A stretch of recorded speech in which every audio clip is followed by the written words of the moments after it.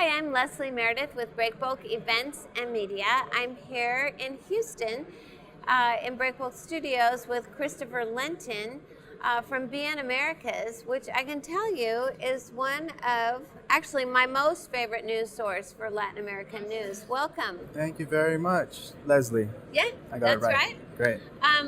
Christopher has led a panel on Project Cargo Outlook, etc., in the entire Latin American region. That covers a lot of ground. So maybe you can share the highlights with us. Well, I think the highlights were that it's a time of uncertainty in the region. There are a lot of new governments in place. Mexico and Brazil in particular, no one's quite sure what's going on there.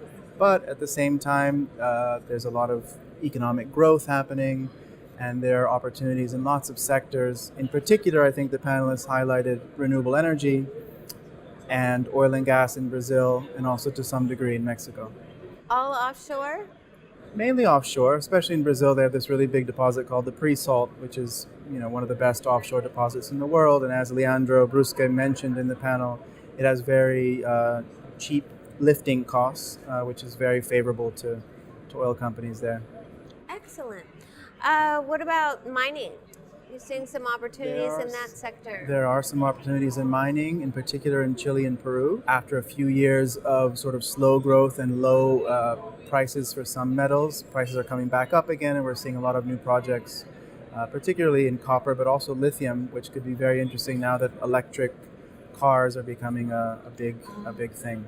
When we talk about Latin America, we're talking about so many different countries and different cultures, different industries, all political systems. Can it really be viewed as sort of a homogenous region, or do we need to look at each country on its own when we look at opportunities for our industry members? I think that's a great question, Leslie.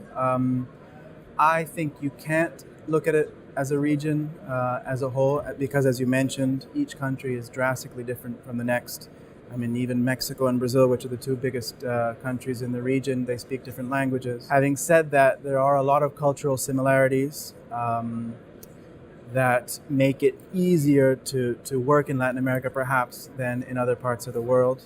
And so I think it's a bit of a yes and no. But when you're speaking of the region, it's very difficult to compare Argentina, which is going through a recession right now, with its neighbor across the Andes Mountains, Chile, which is going to see 4 to 5% growth this year.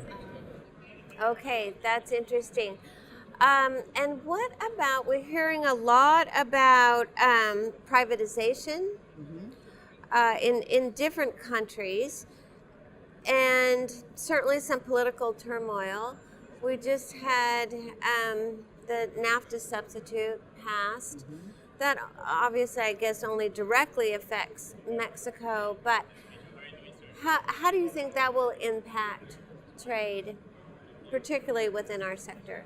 But I think one thing that we talked about in the panel was the fact that even though there was so much doubt when Donald Trump mentioned scrapping NAFTA and it being the worst trade deal in the history of trade deals, in fact, the new trade deal actually sounds like it might even be better than the original NAFTA, and it might be better, or Mexico might be better served, and the US and Canada, and the region might in fact be closer as a result. Of course, it's very recent. We'd have to look at all the details of the agreement, but it might actually be a better deal.